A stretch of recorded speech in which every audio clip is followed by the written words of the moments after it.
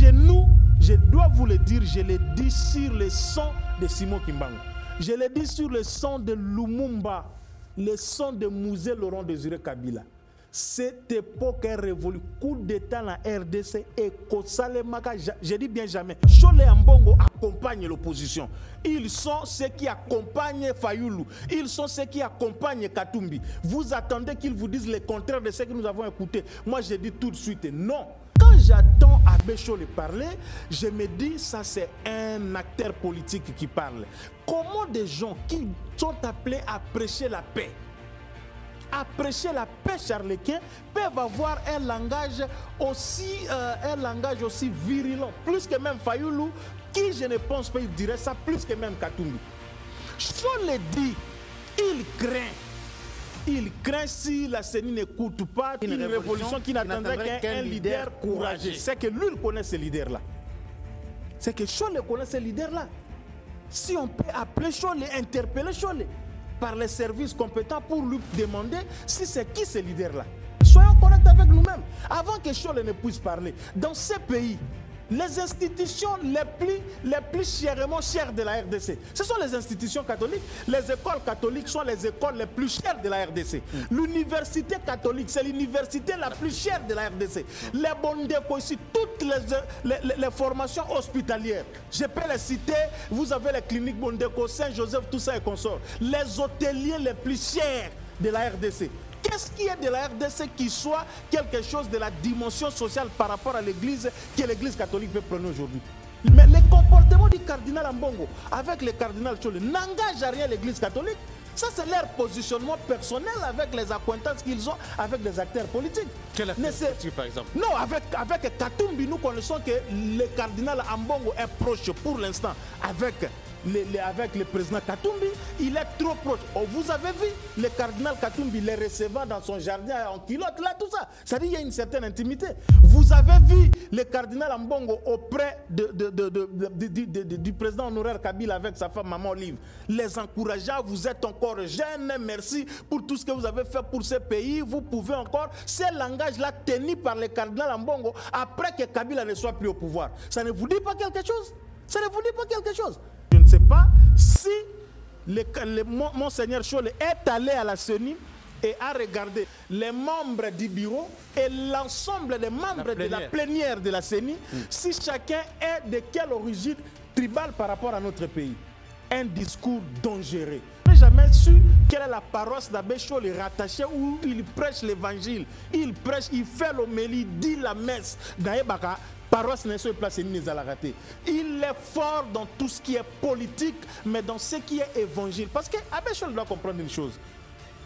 La politique ici passera comme un serviteur de Dieu. La plus grande satisfaction qu'il aura, c'est transformer les âmes. Est-ce que les gens qui se réclament de l'IDPS lisent-ils les statuts de l'IDPS? Il n'y a aucune violation des statuts de l'IDPS qui peuvent faire croire à l'opinion que Augustin Kabouya n'avait pas qualité. Encore que le pouvoir d'Augustin Kabouya avait été renforcé par les assises de Mbola Longe. Vous avez vu? Ne pensez pas qu'Augustin Kabouya est aussi, excusez-moi le terme, aussi idiot. Hein? La question, c'est autour, la question fondamentale, c'est autour du résultat, du bilan de cette MONUSCO des décennies après, mon frère. Une MONUSCO qui n'a rien prouvé ici. Ils se promènent ici à Kinshasa, les pauvres Bangladais que je vois ici. Et ils ont quoi? On n'est pas Bangladais, on n'est pas la Bangouazalanim. Des patrouilles inutiles à Kinshasa, à Bangouazala, prendre nos petites filles et qu'ils abusent avec tous les jours ici. Pensez-vous que la candidature de Fayoulou à la présidentielle pourra quand même apporter un peu d'apaisement, d'assurance à ceux-là qui croient qu'il faut absolument que tous les grands leaders puissent compétir à cette élection pour qu'elle soit crédible? Fayoulou a continué à contester la machine, à voter jusqu'à la veille des élections. Fayoulou n'a jamais dit à ses partisans qu'allait voter. Il n'a jamais dit. Quelqu'un comme Franck Ediongo, même Franck Ediongo, il vient et dit qu'il a 10 000 votés comme président de la République. Mais il croit quand même que non, il peut devenir président de la République.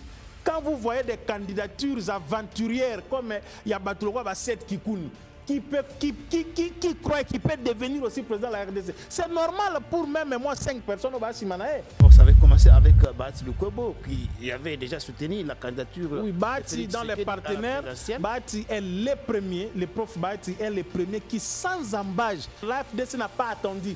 Les autres ont même fait des mini-congrès, des congrès de rapidité, de tout ça, de Bonabo pour porter la candidature de Félix Tshisekedi, pendant que j'ai démontré politiquement et scientifiquement la caducité de cette histoire de l'accord de Nairobi entre Kamere et Tshisekedi, que cette histoire est tout fort en Okala. Non, aujourd'hui, c'est plutôt Kamere par l'INC qui ont supplié Tshisekedi de porter leur choix par rapport à sa personne. Vous comprenez un peu? Et Bahati, déjà à l'époque, avait dit l'AFDC avait son candidat président de la République, c'était Félix Antoine Tshisekedi Tshilombo. Bemba, le grand Équateur. Wana zankumu papa. Luando Zomo les a petit Miké devant Bemba. C'est pas à cause de l'argent obtenu par quel moyen, je ne sais pas, qu'ils peuvent croire que politiquement, Bemba. Luando a fait la politique aussi par lobby machin à cause d'un bon qu'il est devenu ce qu'il est devenu. Et quand je vois les gens comme les Luando là, la CC, je les vois les gens comme les lycéens Boussala, qui sont les fils politiques de Bemba, les Makila et consorts vouloir honnêtement à la Bemba Bonabono. Madame Fifi Masuka, gouverneur de Lualaba, qui aujourd'hui est dans la bouche de tout le monde, Fifi Masuka. Une femme, bien sûr, mais c'est au nom du travail, au nom de cette traduction correcte de la vision du chef de l'État au regard du travail que cette dame fait. Bon, vous savez qu'après le départ de Mouyège, on avait tout monté contre cette dame. Et qu'on s'y battait à la beauté, surtout qu'à Moissi. Mais aujourd'hui, je crois que le président n'avait pas tort de pouvoir plébisciter. S'il vous plaît, l'acte que le président a posé là, je parie qu'il y a plus que même une ordonnance. De pouvoir comme ça devant le monde entier, l'Ibanga présidentiel. Madame Fifi, elle est là, elle a pleuré parce que c'est aussi ça, cet esprit de la sanction positive. Ce qui est aussi, il faut dire. Alors, j'ai dit aussi bravo à Madame Fifi Masuka pour le travail qu'elle fait.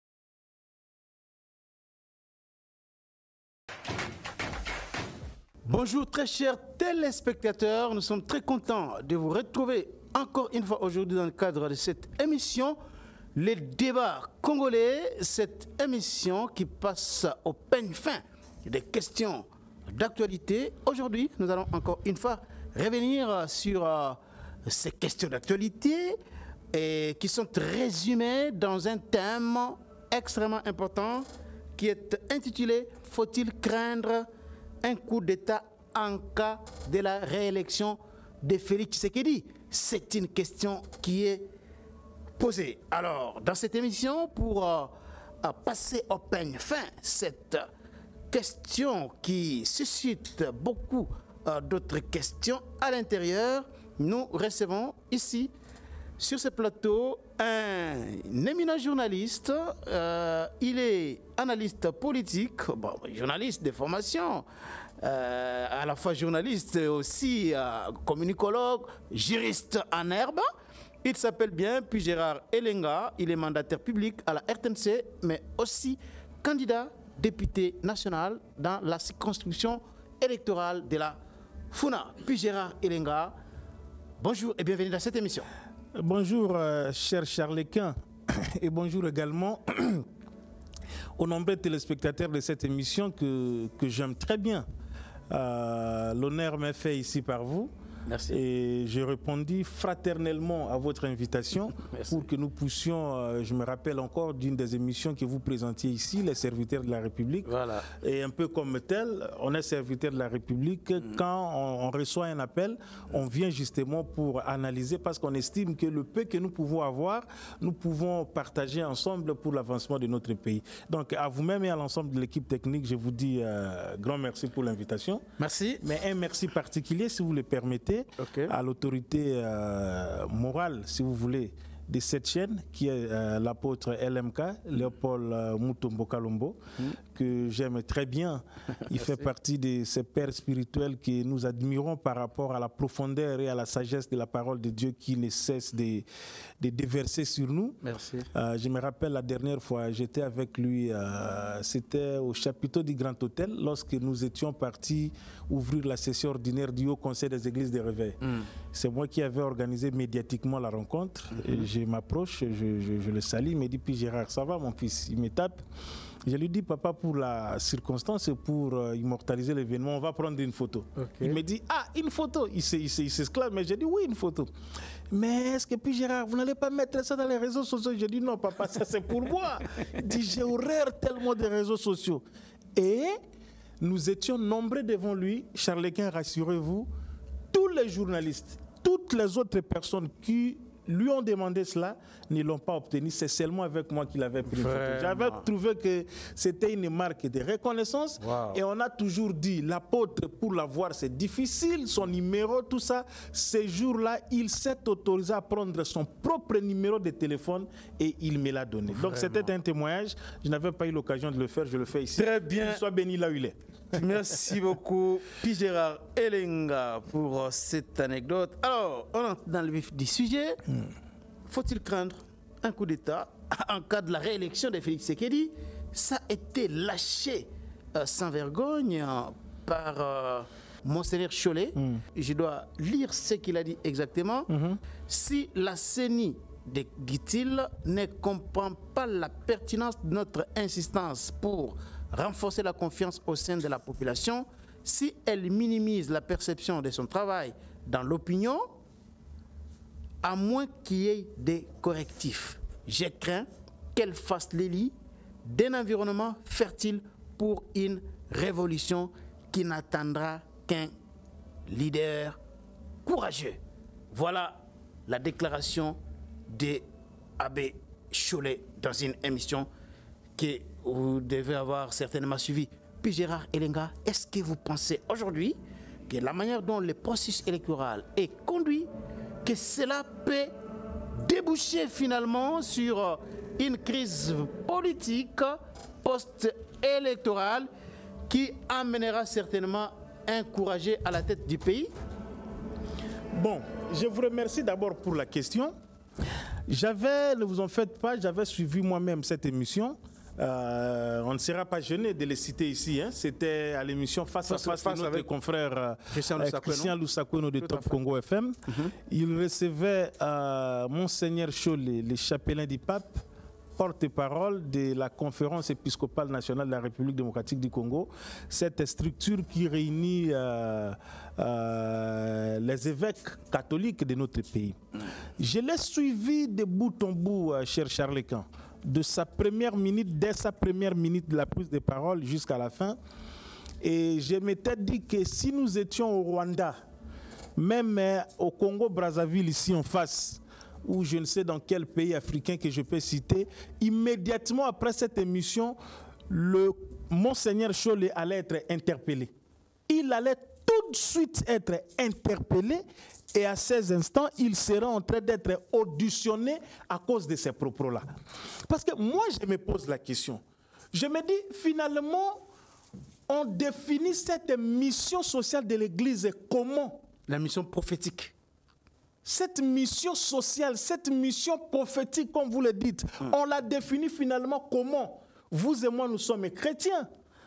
Et au-delà du fait que nous avons nos tendances doctrinales, nos petites divergences doctrinales, mais nous avons au moins un élément commun qui demeure. C'est la Bible qui est le fondement de tout, parce que nous parlons chrétienté. Nous ne parlons pas ici islam. Et je me rappelle bien dans son dernier chapitre, dans le livre de Matthieu, une seule mission, quand Jésus voulait monter au ciel. Je crois Matthieu 28, 18, il dit: allez, faites de toutes les nations les disciples du Christ et les baptisant au nom du Père, du Fils et du Saint-Esprit, et enseignez-les à faire tout ce que je vous ai montré, tout ce que je vous ai prescrit, tout ce que je vous ai enseigné. Et Jésus a enseigné quoi à ses disciples? C'est la propagation de l'évangile à travers l'amour de son prochain et l'amour de son Dieu. Je crois même que c'est le résumé même de la Bible à travers ces 2 grands commandements, au-delà des 10 qui demeurent. L'amour de Dieu, le total amour envers son Dieu et le total amour envers son prochain, que nous sommes comme ça. Mais quand j'attends Abbé Chole parler, je me dis, ça c'est un acteur politique qui parle. Et je pense que, je crois, nous qui pensons, si Dieu une fois nous aide à entrer dans l'hémicycle, il faut retoucher cette constitution. Les prêtres désormais, notamment les prêtres catholiques, parce que dans l'église dite indépendante ou les églises de réveil, dans l'église protestante, vous trouvez qu'il y a des pasteurs qui font la politique. On a connu le pasteur Marini ici comme président de notre Sénat de la transition. Il était sénateur, voyez-vous. Et dans ces pays, nous avons connu, paix à son âme, le cardinal Mosengo comme étant président de notre Parlement. Les exemples sont légion. Vous traversez en face, quand on parle de l'abbé Philbert Youlou, ce n'est pas abbé comme nous, il était vraiment prêtre, le tout premier président du Congo-Brazzaville. Tant que nos prêtres puissent se départir de la soutane et qu'ils puissent venir en politique. Comment des gens qui sont appelés à prêcher la paix, charlequin, peuvent avoir un langage aussi virulent, plus que même Fayoulou, qui, je ne pense pas, il dirait ça, plus que même Katumbi. Je le dis, il craint, si la CENI n'écoute pas tout ce que vous avez dit là-bas, qu'on puisse, que toutes ces revendications puissent installer les lits d'une révolution qui n'attendrait qu'elle fasse les lits d'un environnement fertile pour une révolution qui n'attendrait qu'un leader courageux. C'est que lui, il connaît ce leader-là. C'est que Chole connaît ce leader-là. Si on peut appeler Chole, interpeller Chole par les services compétents pour lui demander si c'est qui ce leader-là. Alors, vous voulez que l'État se mette à dos la puissante et millénaire Église catholique? Non, mais écoutez, quand on dit aussi la puissante et millénaire Église catholique, il faut savoir tout contextualiser. L'Église catholique est puissante par rapport à son existence. L'Église catholique est puissante par rapport à l'évangile qu'elle a porté des siècles et des siècles. Et cet évangile, son patron demeure Jésus-Christ. J'estime que ça doit être ainsi quand on parle de la très puissante Église catholique, mais pas très puissante dans le sens d'envoyer les gens à la mort, d'envoyer les gens à la guerre, de diviser le pays, de dire des paroles qui peuvent à tout moment mettre les faits. Écoutez, nous devons être un peu plus clairs. Parce que quand les choses les présentent les choses de cette façon-là, c'est comme si ils sont en train de faire l'incarnation, ils sont l'incarnation du peuple. Moi, je sais que Tshisekedi a été élu par le peuple congolais. C'est le peuple congolais qui a élu Tshisekedi. Tshisekedi ne s'est pas autoproclamé président de la République. Il n'est pas devenu Charles-Quint président de la République par sa propre volonté. C'est la volonté populaire, la volonté du peuple congolais qui, à travers les élections, a élu Félix à côté d'autres Congolais. Nous les avions, les Fayoulou, les Chadari et bien d'autres, les Sept Kikouni et consorts. C'est que tu dis, ça n'a jamais été le point de vue des cardinal Ambongo qui, au lendemain de la publication des résultats, était intervenu sur France 24 pour dire que celui qui a été élu, c'était Fayoulou. En deuxième position, c'était Chadari et Tshisekedi était en troisième position. Tant mieux pour le cardinal Ambongo s'il le dit, encore qu'il n'est incapable de le prouver. Ils l'ont tous dit, ceux qui ne sont pas d'accord avec l'élection de qui, comment il s'appelle, de Félix, jusqu'à ce jour, mais le contraire n'a pas été prouvé. Et c'est même une sorte de coutume chez nous. N'oubliez pas qu'en 2011, lutte de paix incarnée ou portée ici par le feu Étienne Tshisekedi n'a jamais accepté que c'est Kabila qui avait été élu en 2011. Quoi de nouveau, Charles-Quint? Nous sommes en 2007. Les gens se sont battus ici, paix à son âme, Igo Tanzambi et bien d'autres personnes, entre la garde rapprochée de l'actuel ministre de la Défense, Jean-Pierre Bemba, et la garde républicaine commandée par Kabila comme président de la République. Les gens sont morts à Gombe. Tshisekedi, Bemba est parti d'ici après son arrestation pour qu'il soit ramené à la haie, n'a jamais accepté que c'est Kabila qui avait été élu en 2007. Donc pour moi, je trouve tout à fait normal. Ne cherchez pas autre chose pour des personnalités, pour ne pas dire même l'Église, qui accompagne l'opposition. Vous entendez quoi? Chole et Ambongo accompagnent l'opposition. Ils sont ceux qui accompagnent Fayoulou. Ils sont ceux qui accompagnent Katumbi. Vous attendez qu'ils vous disent le contraire de ce que nous avons écouté. Moi, je dis tout de suite non. Mais seulement, je suis dans une approche syntagmatique pour dire ceci. Dans le fond ou dans la forme, on nous a toujours présenté les choses comme si c'est l'Église catholique qui était un peu la porteuse de tout. Mais en réalité, dans le fond, cette Église catholique, c'est une Église qui, en son sein, on retrouve les fidèles ou les chrétiens de toutes les tendances politiques mais ce que confondues. tu dis là, lorsque je me fie encore à ce que Sol a dit ici, je le cite, nous voulons tout simplement aider la CENI. Dieu me voit, il jure. Dieu me voit. Personnellement, je n'ai rien contre le président Kadima. Nous ne pouvons pas nous engager dans une voie pour faire du mal au pays. C'est méconnaître cette église qui lui prêtait des intentions de mettre le pays sur la voie du chaos. Non, mais écoutez, Monseigneur Chole peut dire ça, Charlequin. Mais dans le fait et geste, dans leur mouvement, dans leur façon de se comporter, c'est tout à fait contraire de ce qu'il est en train de dire là. C'est tout à fait contraire de ce qu'il est en train de dire là. Le processus électoral est là, Charlequin. Le processus électoral est là. Nous n'allons pas revenir sur comment Kadima est devenu président de la CENI. Nous avons évolué. La CENI, elle est multicolore. Elle est composée de toutes les autres forces politiques en présence. Dans l'UDPS, ici, l'UDPS qui est le parti, comme vous appelez les partis présidentiels ou les partis au pouvoir, n'a que le poste de rapporteur. Madame Patricia Sea. C'est ça le poste qu'on a réservé à l'IDPS.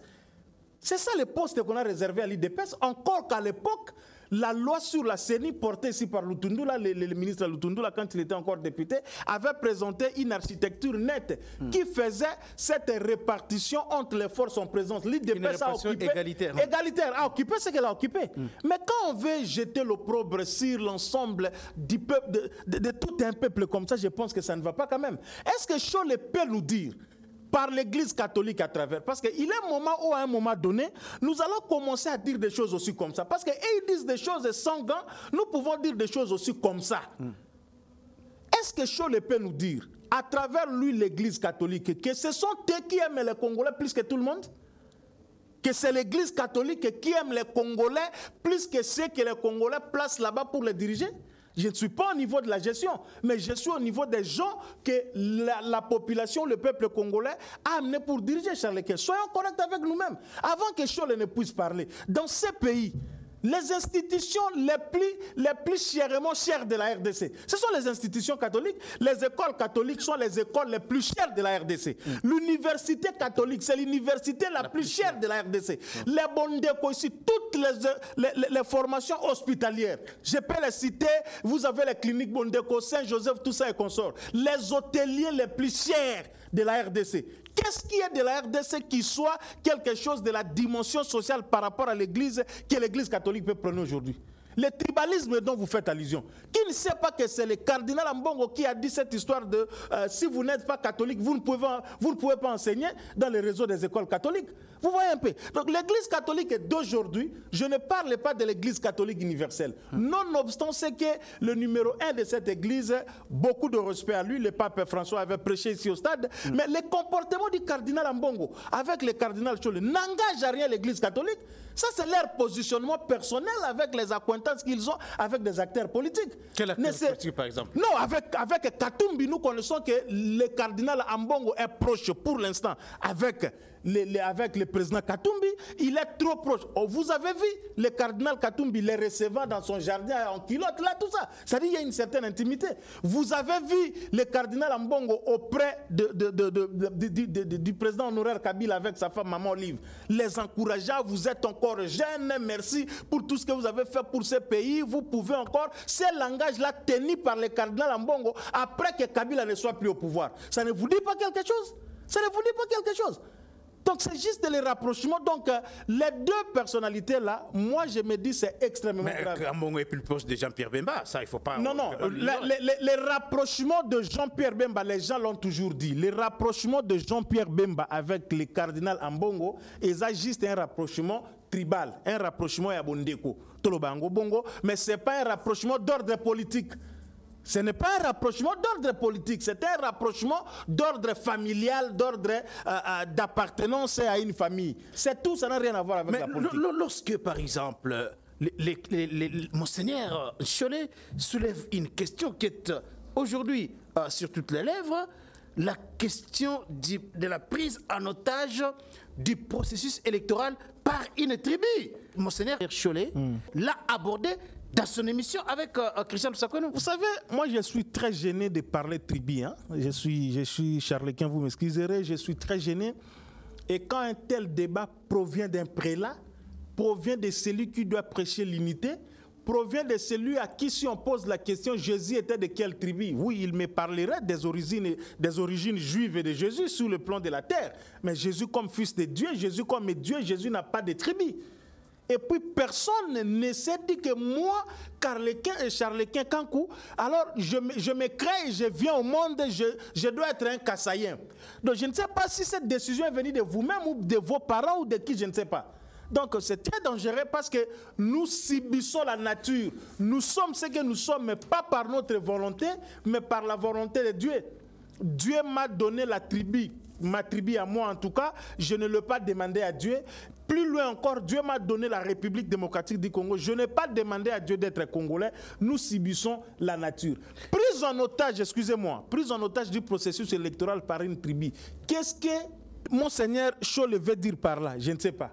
Kadima a été choisi président de la CENI tout simplement au nom du critérium qui avait été là, dont Lucho le faisait partie, il connaît. Il a répondu aux exigences, il est devenu président de la CENI. Tshisekedi a été élu par les Congolais. Peter Kazadi a été nommé au quota de l'IDPS comme ministre de l'Intérieur. Nicolas a les finances. Et à côté de ça, je ne sais pas, tous ces autres acteurs, je ne sais pas si Monseigneur Cholet est allé à la CENI et a regardé le présidium de la CENI, je n'ai pas dit présidium, président, premier vice-président, deuxième vice-président, les membres du bureau et l'ensemble des membres de la plénière de la CENI, si chacun est de quelle origine tribale par rapport à notre pays. Un discours dangereux. Tout ça, si vous regardez très bien, mon frère, moi je suis expert en communication politique. J'ai appris la psychosociologie de la communication.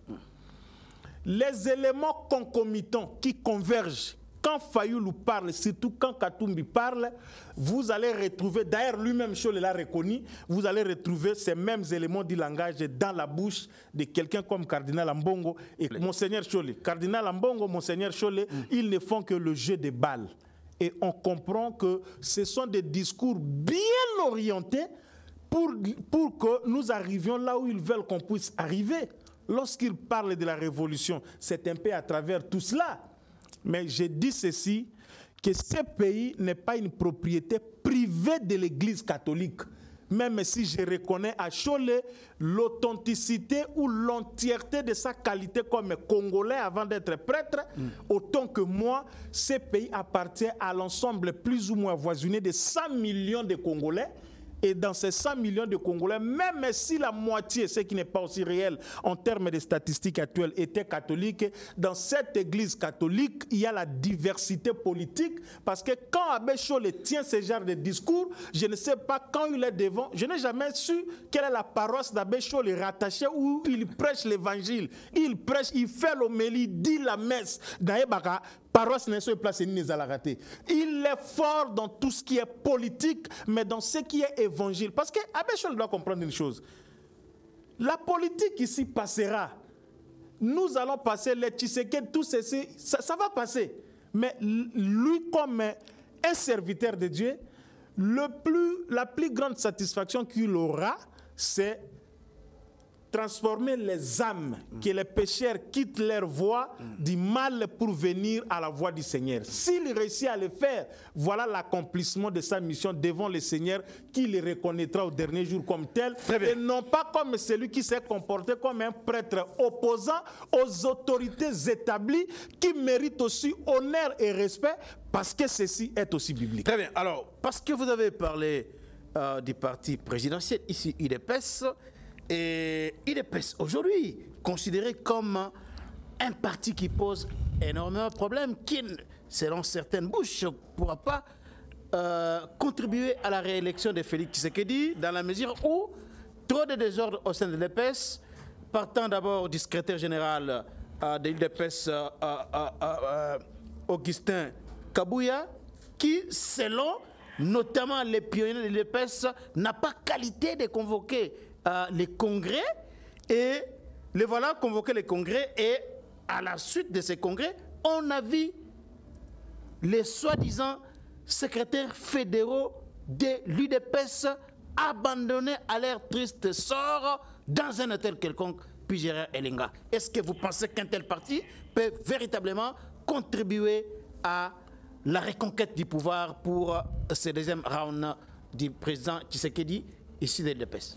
Bon, vous savez, Charles Quin, modestement, je vais vous dire que ça fait aujourd'hui plus de, si vous prenez 2007 à ce jour, au moins 16 ans depuis que je suis très proche de l'UDPS, pour ne pas dire l'UDPS comme parti politique. D'abord, ma qualité journalistique comme journaliste politique m'a permis de côtoyer les partis politiques de mon pays. Et j'ai toujours dit aux gens, lorsque nous parlons des partis politiques, nous comme journalistes, nous comme leaders d'opinion, c'est tout simplement parce que les partis politiques rentrent dans notre patrimoine national. L'UDPS, c'est un patrimoine national tel que vous voyez l'UDPS là. Le PPRD, les PALU, même s'il est aujourd'hui à combien de PALU, je ne sais pas, le MLC, tout ça, ce sont de structures d'utilité publique, même s'ils sont à caractère privé. Et ils rentrent dans notre patrimoine, national. Qu'est-ce que je veux dire par là? Ce sont des partis politiques qui sont privés, mais pour qui, lorsque nous allons aux élections, ils présentent des candidats. Ces candidats-là, une fois élus, ils portent le titre de député national. Et en portant le titre de député national, ils ne défendent pas les intérêts de leur parti, mais les intérêts de la population. Alors, je connais vraiment à fond l'UDPS. La question que je me pose, Charles Quin, chaque fois, est-ce que ceux qui se réclament des fois de l'UDPS, il m'arrive, il faut le rappeler en passant, je suis proche du secrétaire général de l'UDPS, je suis son conseiller en communication. Il faudrait que je le dise ainsi, mais vous allez suivre mon analyse qui ne va rien avoir avec tout cela. Je vais présenter les choses telles que je l'ai toujours imaginé. Est-ce que les gens qui se réclament de l'UDPS lisent-ils les statuts de l'UDPS? Moi, j'ai eu le temps de prendre les statuts de l'UDPS, de les lire du premier article jusqu'au dernier. Quand je vois les gens parloter, raconter, comme intellectuels bien sûr, comme journaliste, comme juriste, je dis mais ça, il y a un problème par rapport à ceci. Et puis le problème de l'UDPS aussi, c'est que les gens sont un peu animés d'une mauvaise volonté. Et ça, il faut les reconnaître. Alors, le vrai problème ici, je l'ai dit à Augustin Kabouya, je l'ai dit à Jacquemaine Chabani, à Charlie Tonsi et à bien d'autres. Il est temps. Toutes ces tumultudes vont passer, toutes ces entrées faites vont passer. Si c'est la volonté de Dieu, Tshisekedi pourra avoir un deuxième mandat. Mais immédiatement après, mettez-vous à remodifier les statuts de l'UDPS. Les problèmes, tous ces problèmes que nous avons, c'est sur base de ces statuts de l'UDPS qui ont été conçus, excusez-moi de le dire, dans un esprit où les gens qui ont été à la base de la rédaction de ces statuts ne pensaient pas qu'un jour l'UDPS accéderait au pouvoir. On a pensé à des statuts, on a rédigé des statuts qui ne voient l'UDPS que comme un éternel parti politique de l'opposition. C'est pourquoi vous avez vu, la jurisprudence a fait que, une fois Tshisekedi élu comme président de la République, le problème de sa succession automatique s'est posé. Et il y a eu cette histoire de mandat spécial avec Kabunda, tout ça ainsi de suite, parce que, logiquement parlant, ce n'est pas prévu dans les textes de l'UDPS. Et je l'ai dit au CG, que ça doit être une mission où vous allez regorger les têtes pensantes, qui peuvent être de l'UDPS ou pas, de retoucher ces statuts et d'adapter les statuts de l'UDPS aux réalités actuelles. Et j'ai toujours proposé les modèles sud-africains. Mais est-ce que vous ne voyez pas que ceux qui disent qu'Augustin Kabouya n'a pas notamment qualité de signer au bas des listes des candidats pour la députation et autres, vous ne voyez pas que conformément au statut de l'EPS, ces listes-là risquent d'être rejetées, notamment à la proportionnelle, à la CENI. Moi, je ne vais pas vous reposer la question ici parce que c'est vous qui présentez l'émission, mais ils le disent sur base de quelles dispositions légales?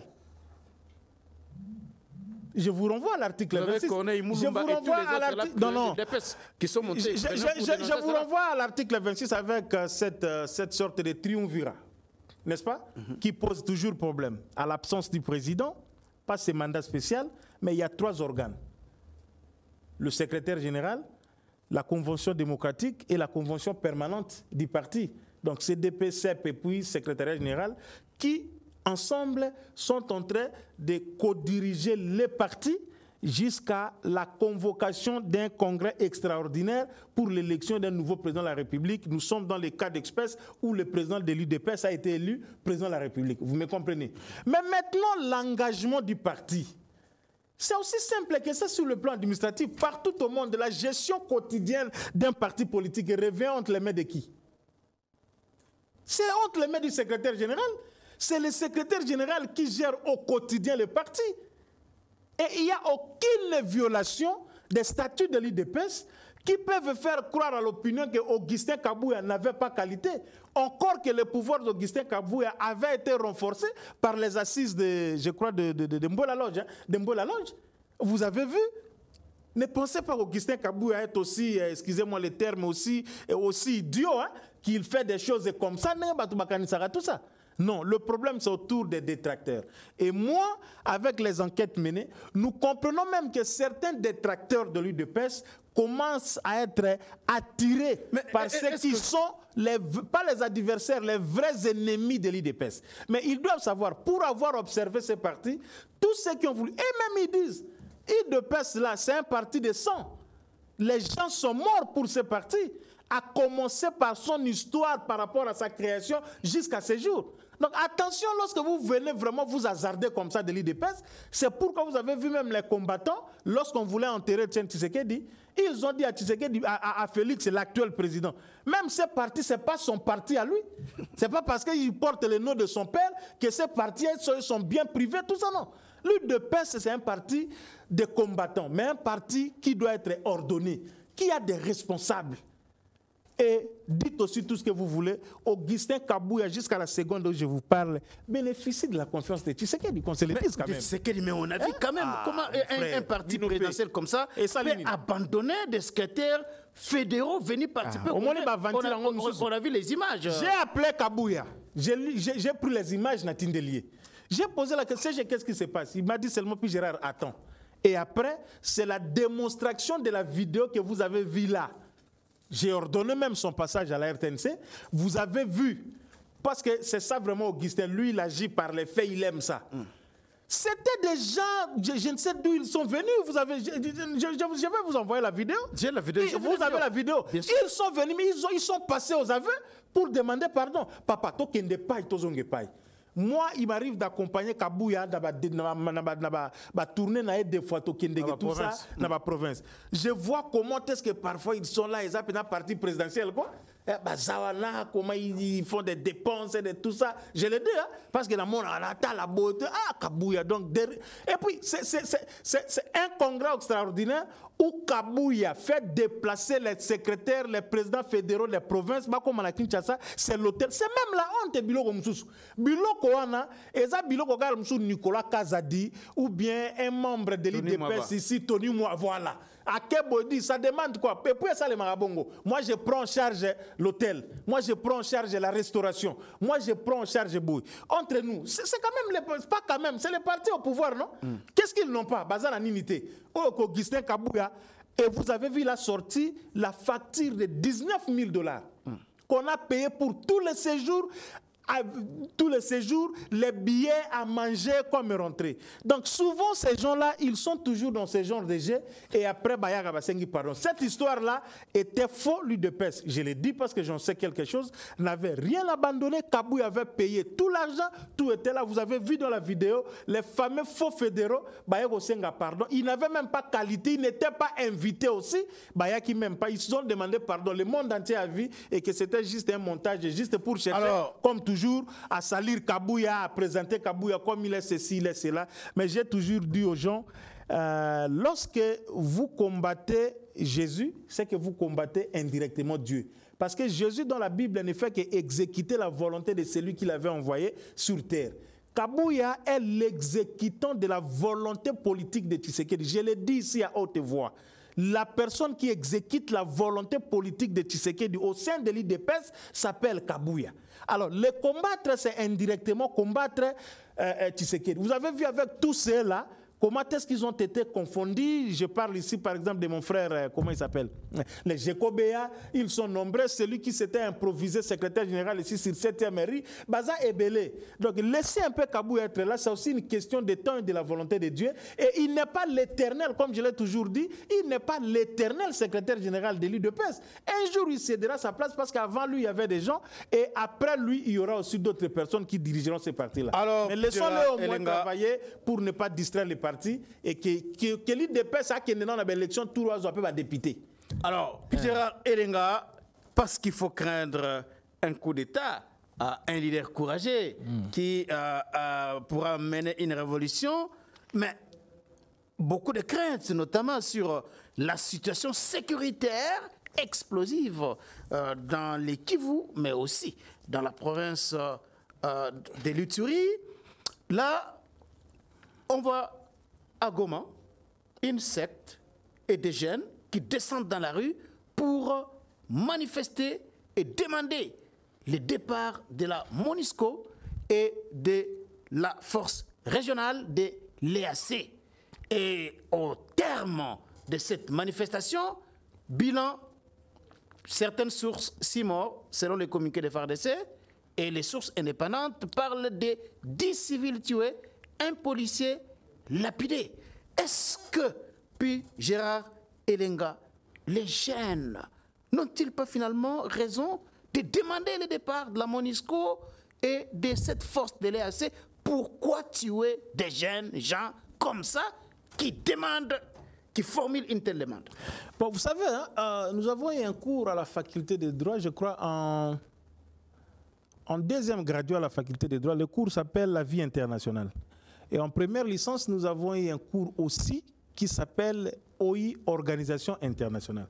Dans ces 2 cours-là, je vais ressortir un peu l'élément qui pourrait être l'élément commun, c'est qu'à travers la vie internationale et à travers les organisations internationales, chacun doit jouer sa partition dans un équilibre qui doit partir sur le plan interne et qui déboucherait sur le plan externe au regard des voisins et tout ce que nous avons comme rapport de force sur le plan diplomatique. Ce sont des théories pour lesquelles peut-être les initiés ne les retiendront pas vraiment.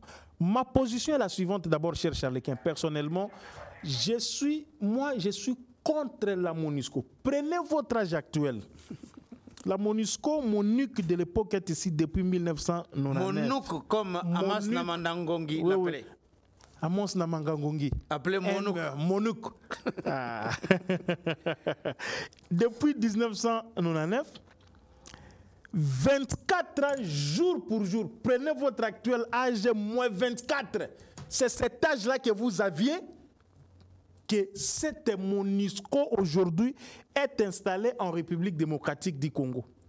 Donc, moi, si à côté classe, à Silisi, premier cycle, deuxième cycle, à Bali, à Boti, si c'est comme un peu chez vous là au Kassai, tout ça, vous attendez à Bana autant, pour la Kassai, à 15 ans déjà, à Bota. Vous attendez à 3-4 Bana. Mais la MONUSCO est toujours ici. La question, c'est autour, la question fondamentale. C'est autour du résultat, du bilan de cette MONUSCO des décennies après, mon frère. Vous êtes venus nous appuyer, mais nous sentons une sorte d'éternisation. Cette MONUSCO, on se pose la question, quittera-t-elle ou pas? Et encore qu'au-delà de ça, qu'est-ce qu'elle nous amène? Parce que si la MONUSCO était effectivement efficace, cette histoire de EAC et consorts composée de ceux qui nous combattent n'allait pas avoir lieu aujourd'hui.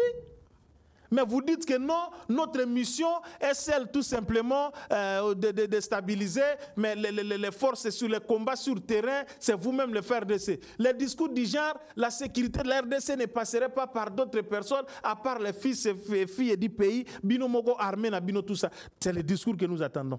Donc moi, je suis pour le départ de la MONUSCO. Une MONUSCO complice. Une MONUSCO, il y a des Français à l'intérieur. Une MONUSCO, on a retrouvé des militaires indiens en train de vendre les uniformes de nos FARDC à l'ennemi. Une MONUSCO qui n'a rien prouvé ici. Ils se promènent ici à Kinshasa, les pauvres Bangladais que je vois ici. Et ils ont quoi? On n'est pas Bangladais, on n'est pas la Bangwazalanine. Des patrouilles inutiles à Kinshasa, à Bangwa, à Jeep. Prendre nos petites filles et qu'ils abusent avec tous les jours ici. C'est un problème de demi-Dakar qu'on aura aussi après le départ définitif de cette MONUSCO. Mais le problème, c'est autour de la procédure. Le président Kabila, avant de quitter le pouvoir, la dernière année de son mandat, il a ému le vœu du départ de la MONUSCO. Le président Tshisekedi au Conseil de sécurité des Nations Unies. Et quoi de plus normal aujourd'hui au Mali, on accepte le retrait de l'aménagement là-bas au Mali.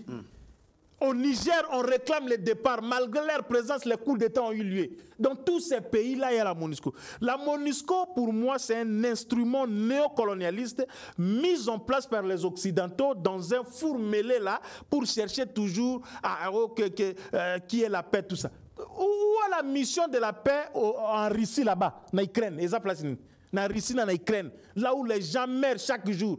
Où est cette mission des Nations Unies composée de troupes, tout ça? Et dans ces troupes-là, j'en connais. Mon premier travail dans la vie, je l'ai commencé à la MONUC.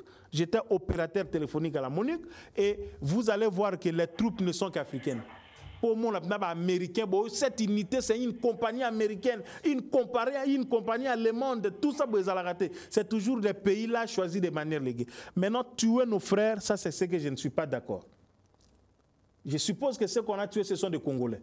Oui, des Congolais, bien sûr. J'ai dit bien, je suppose que ce sont des Congolais. Ce sont parce qu'ils revendiquaient les FARDC.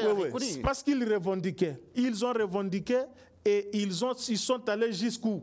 Quelle a été la proportionnalité de la réplique des forces de sécurité, de défense, notamment l'armée et la police?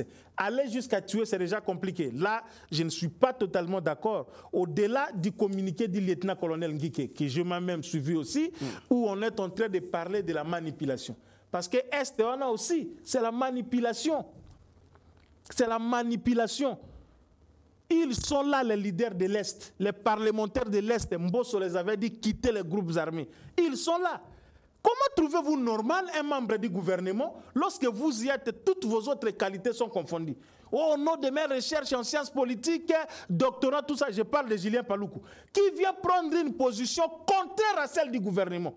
Le gouvernement est pour le maintien de l'état de siège. Lui, il dit l'état de siège doit s'arrêter, on doit lever ça. Et lui, là, comme ancien gouverneur pendant 12 ans du Nord Kivu, comme membre du gouvernement, je crois qu'il y a quelque chose qui ne va pas. Biloko Est, aussi longtemps que les fils et filles de l'Est eux-mêmes ne comprendront pas le danger qu'ils guettent, ne comprendront pas que le sang des Congolais, de mes frères congolais, continue à couler au nom de leur complicité, ça va être compliqué. Mais je condamne quand même, je le dis, pas quand même, je condamne, s'il y a eu une réplique disproportionnée de la force, ça ce n'est pas bien, il y avait beaucoup d'autres manières de pouvoir contenir cette marche-là. Mais s'il y a manipulation, je suis en train de condamner cela aussi. Alors, puis Gérard Elenga, parce qu'on parle province, on parle de la situation sécuritaire dans les Kivu, mais la situation aussi au plan politique, c'est cette candidature annoncée dans les couloirs de Martin Fayulu à la présidentielle. Vous avez même suivi Abbé Cholet qui demandait à ce que Martin Fayulu puisse revenir dans la course, qu'il renonce à la décision qu'il avait prise de ne plus déposer des dossiers, des candidatures à tous les niveaux. On est déjà passé à l'étape de la députation provinciale, la députation nationale et provinciale, mais il reste les corps électoraux, c'est à convoquer à partir du 1er septembre pour la présidentielle. Et on parle du coup de la candidature de Martin Fayulu. Est-ce que pensez-vous que la candidature de Fayulu à la présidentielle pourra quand même apporter un peu d'apaisement, d'assurance à ceux-là qui croient qu'il faut absolument que tous les grands leaders puissent compétir à cette élection pour qu'elle soit crédible? Je réponds à la question, parce que le Nord Kivu, je vais revenir, le Nord Kivu fait partie des provinces, des 25 provinces, pour ne pas dire 26. Je l'ai dit plus d'une fois, même au responsable de la ville ici à Kinshasa, arrêtez de dire la ville-province de Kinshasa. On ne dit pas la ville. En étudiant des droits. Comme jury, oui. On dit la ville de Kinshasa. Kinshasa, en réalité, n'est pas une province. À rang et statut. Et sur le plan juridique, quand on dit vous avez rang, vous avez statut, ce n'est pas dire une égalité. C'est plus une équivalence en termes d'avantages, tout ça. Vous savez que notre président de la Cour constitutionnelle a rang de Premier ministre. Mais là, il faut quand même changer la Constitution parce que dans la Constitution, on ne peut pas changer. Non, on parle de 25, même vous aussi. 25 plus la ville de Kinshasa. Voilà, plus la ville de Kinshasa. Donc cette gestion, parce que les deux militaires, les lieutenants général Lubo et puis Ndima, sont des gouverneurs de province qui s'étendent aussi sur le plan politique par rapport à d'autres provinces. Vous savez, le président de la République est incarné sur le plan provincial par les gouverneurs de province qui doivent faire sa volonté politique, qui doivent être les courroies, les transmetteurs de sa vision politique. Parce que je le vis lors de la bourse Excellencia, Madame Fifi Masuka, gouverneure de Lualaba, qui aujourd'hui est dans la bouche de tout le monde, Fifi Masuka. Une femme, bien sûr, mais c'est au nom du travail, au nom de cette traduction correcte de la vision du chef de l'État au regard du travail que cette dame fait. Bon, vous savez qu'après le départ de Mouyej, on avait tout monté contre cette dame. Et qu'au Simbaté, à la beauté, surtout qu'à Moissi. Mais aujourd'hui, je crois que le président n'avait pas tort de pouvoir plébisciter. S'il vous plaît, l'acte que le président a posé là, je parie qu'il y a plus que même une ordonnance. De pouvoir comme ça devant le monde entier, l'Ibanga présidentiel. Madame Fifi, elle est là, elle a pleuré parce que c'est aussi ça, cet esprit de la sanction positive. Ce qui est au Simba, il faut dire. Alors, j'ai dit aussi bravo à Mme Fifi Masuka pour le travail qu'elle fait, mais au-delà du fait que nous voudrions que ces actes-là parlent. Moi-même, je me ferai inviter prochainement. Comme journaliste de mon petit rang et comme mandataire à la RTNC, nous allons venir, le temps de bilan, il y a un programme que nous allons faire là par province pour que nous puissions faire montrer au monde que ce n'est pas seulement qu'on applaudit cette dame et on dit qu'elle distribue l'argent aux journalistes, aux leaders politiques, tout ça pour Bakou Misakaï, mais les actes sont là et pas la biche aux Alandais. Bon, même si nous avons ça là, cet exemple doit être suivi à travers les Ngobila ici, tous ces gouverneurs, tout ça et consorts, va comprendre que le loba tangaki fifi, lobby même après président Ozalate Batanga pe bango au regard il y a gestion. Revenons par rapport à la candidature de Martin Fayoulou. Des sources concordantes, nous l'apprenons que Martin Fayoulou pourrait déposer sa candidature à la présidentielle. Restons un peu dans cette hypothèse-là. Quand je l'ai appris, je me dis mais il y a quelque chose qui ne va pas. Fayoulou a continué à embrouiller les gens en 2018. Vous savez qu'après Genève, lorsque l'IDPS ou bien Tshisekedi avait levé l'option de dire avec ou sans machine à voter, l'IDPS ira aux élections, ben là, on a Félix, on dirait Moutoumou Abe Liboma. Or, Félix, c'est un fin politicien qui savait ce qu'il disait. Fayoulou a continué à contester la machine à voter jusqu'à la veille des élections. Alors, parce que les Congolais, nous réfléchissons des fois par épidermisme. Fayoulou n'a jamais dit à ses partisans qu'elle allait voter. Il n'allait jamais dit. Il est venu là comme candidat et le score au catholique, maintenant on apprend qu'il pourrait, parce que quand Cholle dit cela, il faut qu'on soit au sérieux. Oh non, il ne s'y plus, il faut revenir sur le train, qu'est-ce qu'il a dit? Qu'il revienne dans le bateau, tout ça. Cholle, on sait quelque chose. Mais prenons le cas où Fayoulou va déposer sa candidature. Déjà, sur le plan parlementaire, ça n'a pas parce que Kuna vous a député. Regardez encore politiquement les calculs, comment ils sont fait de manière mauvaise. Je plains les Epenge, les Maengele, tous ces mondes-là parce qu'ils ont suivi le mot d'ordre de celui pour qui. Et parce que nous aussi, de notre côté, les gens doivent comprendre. Pour Fayoulou, ça va. On ne va pas accepter que le processus électoral est qui, des gens comme ça, au nom de je ne sais quoi, parce qu'ils ne sont pas de super Congolais, Fayoulou, on comprendra parce qu'il est dans le temps. Mais maintenant, tous ces enfants, il y a des gens qui ont on appelle la Tchangwa, on appelle député. Il y a des gens qui ont député, tout ça, mais à cause de Fayoulou, il y a un problème. Moi, je crois que s'il va venir, là encore une fois, ça va être un mauvais calcul. Et je prends déjà les Congolais à témoin. Et les choses ici, qui pensent que les Congolais, leur tête ne fonctionne pas. Chez nous, je dois vous le dire, je l'ai dit sur le son de Simon Kimbangu. Je l'ai dit sur le son de Lumumba, le son de Mouzé Laurent Désiré Kabila.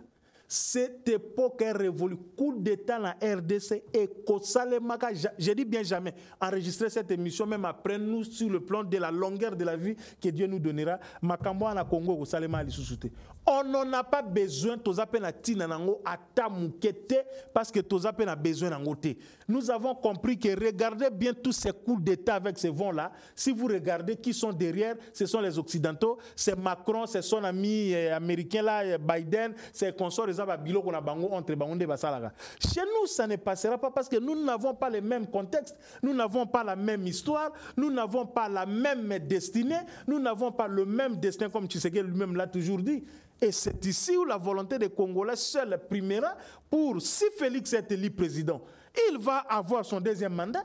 S'il n'est pas élu, il ne va pas causer un problème dans ces pays en démocrate comme je le connais. Donc, sur ce qu'il dit là, Azomi Lobelangoga, c'est son propre rêve qui ne va se retourner que contre lui-même. Est-ce que tu penses aujourd'hui, parce que le thème de l'émission, comme je l'ai dit ici, faut-il craindre un coup d'État en cas de réélection de Félix Tshisekedi? Pensez-vous que ceux qui croient fermement à la victoire sans abâche de Moïse Katumbi à la présidentielle ont-ils raison, puis Gérard Elenga? Non, ils n'ont pas tort. Ils n'ont pas tort. C'est comme si... J'ai toujours dit, les convictions ne se discutent pas. Les convictions ne se discutent pas. Ne me posez pas la question pourquoi j'ai pris Amen TV.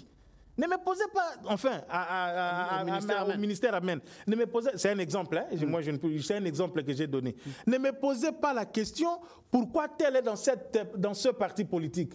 Pourquoi Charles Eke est habillé aujourd'hui comme ça et moi je suis comme ça? Non, ne me posez pas cette question. Parce que ceci relève de ma volonté, de ma conviction. Je me suis dit aujourd'hui, je vais être comme ça. Il n'y a pas une raison que je vais te donner par rapport à ça.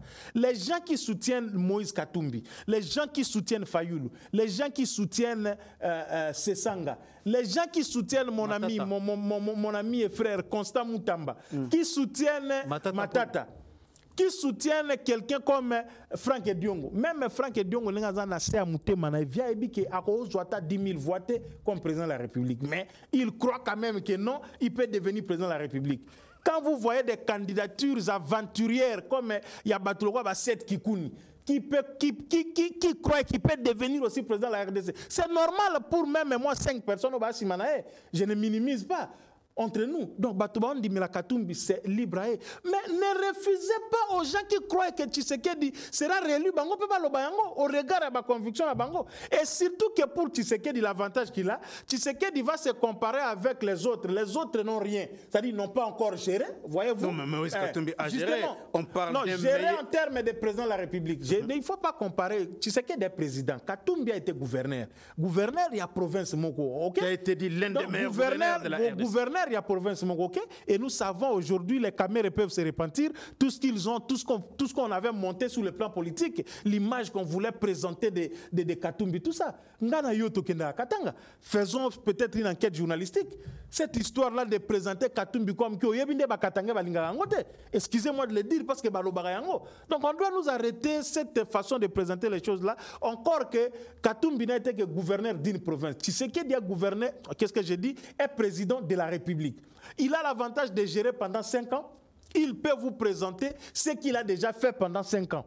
Mais vous allez lui présenter quoi? Parce que yo gérer nanouté aux années logo mogoté. Voyez-vous? Il ne faudrait pas abandonner quand même la nourriture qu'on voit ici pour ce qui est cette histoire de la légende de la chair Souzo que les chiens avaient abandonné pour suivre quoi. Après, c'était juste Zalagi Nango et Lilingi. Tu sais quel est le fait qu'il peut nous présenter? La gratuité de l'enseignement, les 20 mai, les jeux de la francophonie, les programmes, le programme local de 145 territoires, la diplomatie, les requinquements de l'armée aujourd'hui. Je salue le général Chiwewe. Et puis, tout ce qu'il fait. Mais bien sûr,